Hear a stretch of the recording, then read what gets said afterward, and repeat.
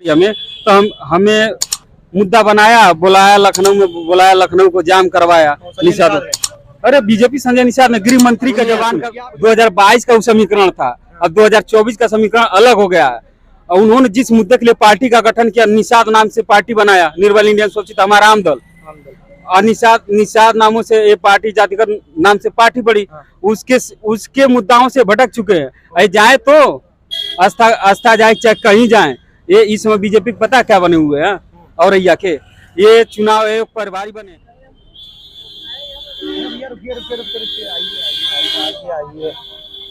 आइए भाई आइए।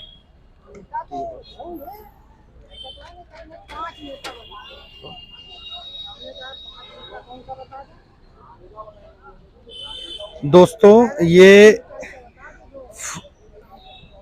अतुल निषाद जी हैं और ये साइकिल से यात्रा कर रहे हैं। अतुल निषाद जी, मैंने आपको देखा, आप उधर चलते हुए आ रहे हैं और साइकिल से आप घूम रहे हैं। जय भीम, जय जवाहर, जय माता फूलन देवी। आपको भी नमस्कार, आपके सभी यूट्यूब दोस्तों को सभी नमस्कार जी। मेरा नाम अतुल निषाद है, मैं रहने वाला जिला कुशीनगर का, और मेरा लक्ष्य 316 तहसील 75 जिले ज्ञापन देना और 403 विधायकों को ज्ञापन देना। ये जातिगत जनगणना और मछुआ समाज की आरक्षण की मांग करते हैं। ये अभी तक गुलाम भारत में जातिगत जनगणना हुआ है, 1931 में हुआ, तब से अभी तक जातिगत जनगणना नहीं हुआ। आजाद भारत में जातिगत जनगणना हुआ, तो योगी सरकार से मांग करते हैं कि जातिगत जनगणना करें। और हमारे समाज का मुद्दा है, मछुआ समाज का मुद्दा है कि एससी में सभी लोग आते हैं, हमको बलगरा के चले जाते हैं। एक कुछ स्टेटों में हम एसटी में आते हैं, कुछ जगह एससी आते हैं। यहाँ पर हमको कई दशकों से हमें परेशान किया जा रहा है। 18 से 22% हमारी भैया जो हैं कुशीनगर से चले थे, तकरीबन 9000 किलोमीटर चल चुके हैं, और ये संजय निषाद जो भारतीय जनता पार्टी में मंत्री हैं, उन्हीं के समाज से आते हैं। उन्होंने भी इसके लिए आवाज़ उठाई थी कि जो है जातिगत जो है जनगणना की जाए, हमारी संख्या कितनी है पता चले लोगों की।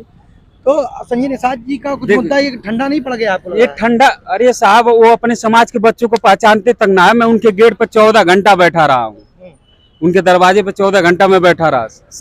28 तारीख की बात है। उन्होंने एक बार मेरे से मुलाकात करने की नहीं जरूरत समझी। मैंने उनके जो गार्ड लगे उनके कई बार उनको रिक्वेस्ट किया कि साहब को हमारे पास एक कार्ड, हमारा कार्ड ही पहुंचा दीजिए, क्योंकि मुलाकात तो हो जाए। हम हर सभी तहसीलों सभी जिलों पे जाता। अभी तक मैंने 65 जिला कंप्लीट कर चुका, जो कि 9000 किलोमीटर यात्रा कंप्लीट हुआ। पूर्वांचल मैंने कंप्लीट कर दिया, बुंदेलखंड कंप्लीट कर दिया, पश्चिमांचल कंप्लीट हो गया, अवध के कुछ जिले में कंप्लीट किया हूँ और 10 जिले बस बाकी है। अधिकतर तहसीलों में मैंने तहसीलों तक, पूर्वांचल और बुंदेलखंड का हर तहसीलों तक मैं गया हूँ। तहसील जिलाधिकारियों से मुलाकात होती है? अरे सभी से, एसडीएम सभी से मुलाकात। कोई ऐसा नहीं है कि इन जिलों में आने वाले समय में बस ये 10 जिले के जो कंप्लीट, कोई ऐसा अधिकारी आईएएस अधिकारी, पीसीएस रैंक की अधिकारी ना हो कि मैं न जानता हूँ डीएम एसडीएम को जो पद पे बैठा। ये भी सरकार में विडम्बना है कि हमारे जो ओबीसी और एसटी एससी में दिया जाएगा, डीएम एसडीएम 10% ना है। हाँ, ये भी संख्या है, ये तो पता ना। मैं कमंडल की राजनीति नहीं करना, हमें भैया मंडल की राजनीति करना। मंडल पर राजनीति देखिए, ये बीजेपी तो कभी की नहीं, आइन को देने वाली नहीं है। हमारी जब इनको सरकार बनवाने की जरूरत पड़ी हमें, तो हमें मुद्दा बनाया, बुलाया लखनऊ में, बुलाया लखनऊ को जाम करवाया निषाद। अरे बीजेपी संजय निषाद ने गृह मंत्री का जवान का कुछ मतलब नहीं। फूलन जनता पार्टी, ये फूलन देवी के नाम से बनाया? ये माता फूलन देवी के नाम से बनी हुई पार्टी है। मैं इसका एक सिपाही हूँ, कार्यकर्ता हूँ। सचिव अतुल निषाद जी।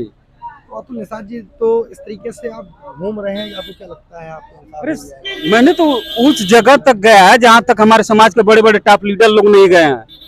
मैं वो बिहड़ों और नदियों के किनारे सोया हूँ कि वो नदियों किनारे तक लोग पहुंचे तक ना है। और लोग बताते हैं कि आएंगे तो हम बढ़िया स्वागत करेंगे इनका।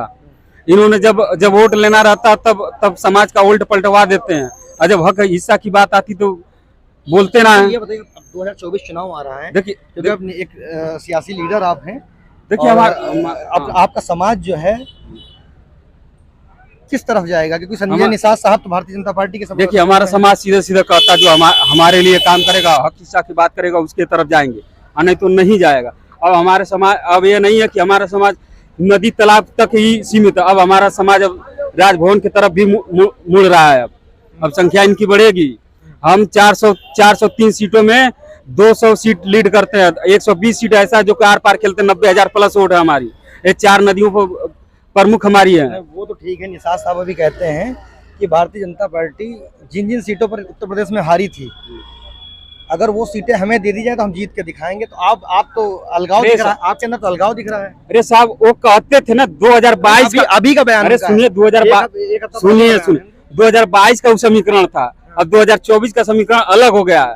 और उन्होंने जिस मुद्दे के लिए पार्टी का गठन किया, निषाद नाम से पार्टी बनाया, निर्बल इंडियन शोषित हमारा आम दल, और निषाद नामों से ये पार्टी जातिगत नाम से पार्टी बड़ी, उसके मुद्दाओं से भटक चुके हैं। जाए तो आस्था जाए चाहे कहीं जाए, ये इस समय बीजेपी पता क्या बने हुए हैं, और के ये चुनाव प्रभारी बने हैं, चुनाव प्रभारी बने हैं वहाँ के। इन्होंने चुनाव कभी बीजेपी कभी वहाँ से हारी नहीं है, और का चेयरमैन का सीट नहीं आ रही है नगर पालिका का।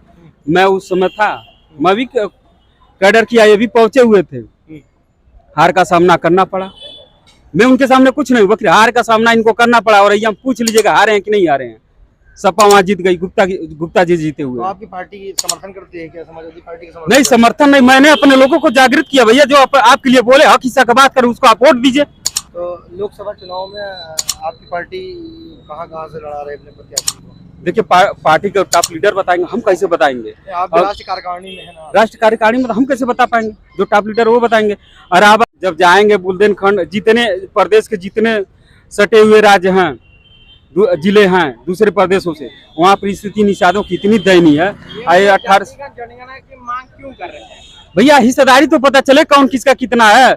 आज तक देश में गुलाम भारत में हुआ जातिगत जनगणना, आजाद भारत में नहीं हुआ। उसका तो करके बताएं डाटा कितना है। जब सबको बोल रहे हैं कि सब एक समान है तो जातिगत जनगणना क्यों कर रहे हैं? अरे भैया जब हक हिस्सा की बात आती है तब जात बताई जाती है। वोट लेना रहता है तो हमको धर्म का नाम धर्म का बीज से पिलाया जाता है। और जब उनको हक हिस्सा की देने की बात आती है तब जात बताई जाती है। यही भारत है कि जो यही मध्य प्रदेश सटा हुआ है, वो आदिवासी भाई हमारे ही समाज से आता है, तो उसके मुंह पे क्या किया गया? किसकी मानसिकता था? ये लोग खुद बताएं, घटनाएं तो घट ही रहे हैं। ये थे फूलन जनता पार्टी के राष्ट्रीय सचिव अतुल निषाद जी। इन्होंने पूरी तरीके से संजय निषाद की राजनीति को नकारा है, और इन्होंने कहा कि हमारे समाज को हक जब ही मिलेगा जब हमारा समाज को जातिगत जनगणना कराई जाए, और जातिगत जनगणना के बाद जब इंसाफ मिलेगा तब मैं समझूंगा सरकार हक का काम कर रही है, हक की बात कर रही है। तब तक के लिए बने रहिए हमारे चैनल के साथ। मिलते हैं फिर किसी नए मुद्दे पे।